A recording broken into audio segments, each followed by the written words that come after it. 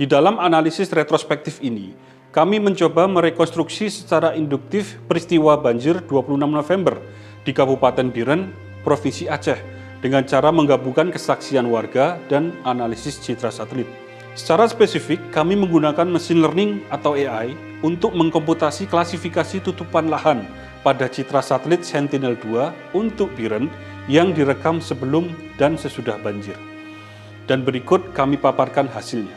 Dari pemberitaan telah dikabarkan ada 28 jembatan di Biren yang putus total, 2.000 unit rumah yang hilang dan rusak berat, serta 3.000 rumah lainnya rusak ringan dan terendam lumpur. Dapat kita bayangkan betapa dahsyatnya banjir yang melanda Biren. Berikut adalah visualisasi dampak banjir di sana yang kami peroleh dengan cara mengklasifikasikan tutupan lahan pada citra satelit Biren setelah banjir. Area berwarna biru di sini memvisualisasikan daerah yang terdampak banjir di Biren, yang estimasi total luasnya mencapai 10.857 hektar. Jika dikatakan 2.000 rumah hilang dan 3.000 lainnya terendam lumpur, memang dapat kita lihat bagaimana area berwarna oranye yang merepresentasikan area pemukiman warga Biren begitu terdampak oleh banjir.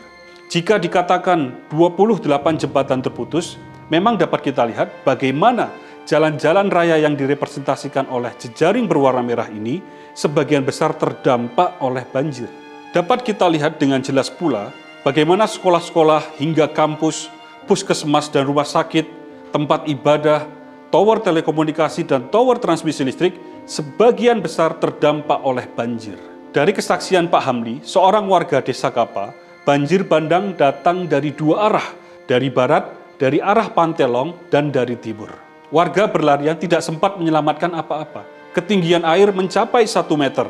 Dalam hitungan menit, air terus meninggi hingga 3 meter. Semua habis tinggal badan. Demikian kata Pak Hamli. Jika kita visualisasikan, kira-kira demikian yang terjadi. Air sungai di selatan desa Pantelong meluap dengan cepat menjadi banjir, menyapu rumah-rumah di Pantelong, dan terus mengalir ke arah utara hingga desa Kapa. Di saat yang bersamaan, air sungai di timur Kapa juga meluap, menyebabkan banjir bandang dari sisi timur. Desa Kapa, sebagaimana kesaksian dari Pak Hamli, disapu banjir bandang dari dua arah.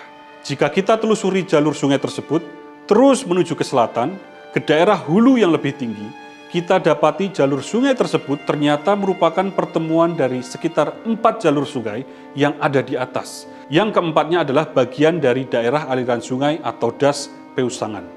Maka kemungkinan besar banjir yang terjadi di hilir adalah akumulasi debit air dari beberapa sungai di hulu das Peusangan. Sayangnya, menurut data yang ada, das Peusangan saat ini berada di dalam kondisi yang sangat kritis karena deforestasi.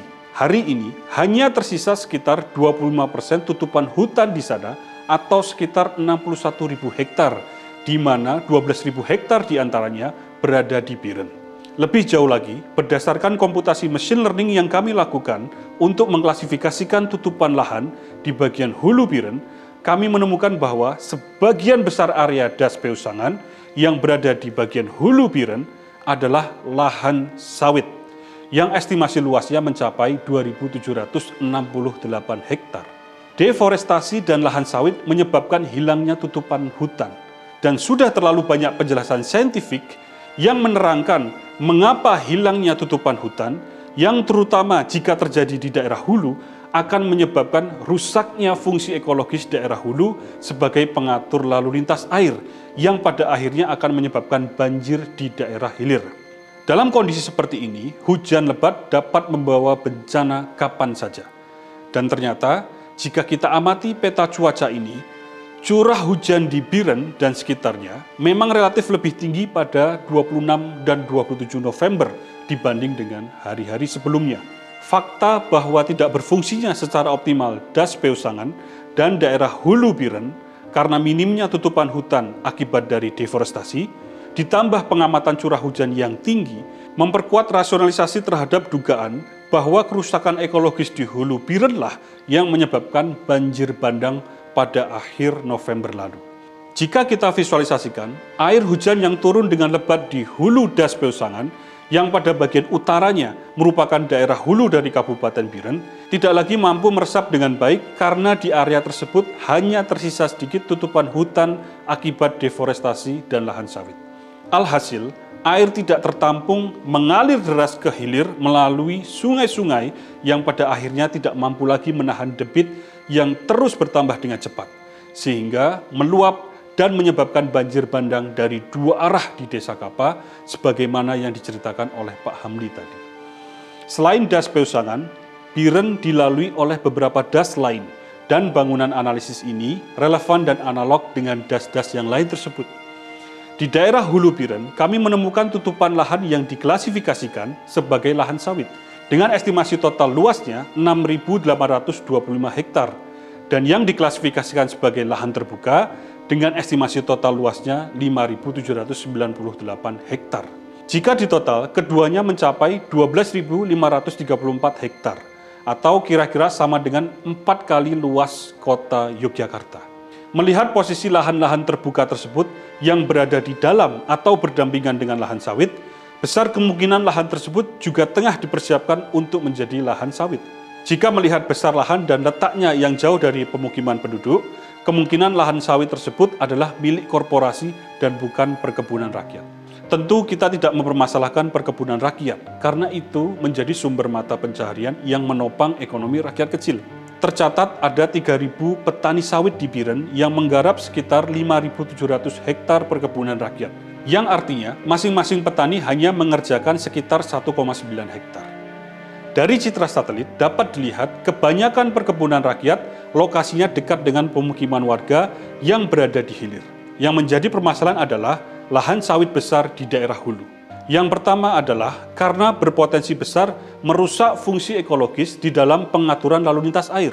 Dan yang kedua, jika lahan seluas itu ternyata benar dimiliki oleh korporasi, maka akan menjadi sebuah kesenjangan ekonomi yang ekstrim karena kesejahteraannya hanya mengalir ke segelintir pemilik korporasi.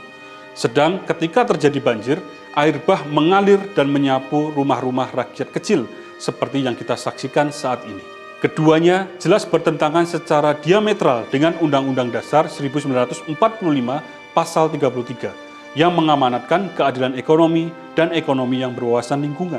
Sebagai penutup, idealnya rehabilitasi hutan dan lahan menjadi agenda mendesak, terutama di daerah Hulu Biren dan hulu-hulu wilayah lainnya di Sumatera yang terdampak banjir.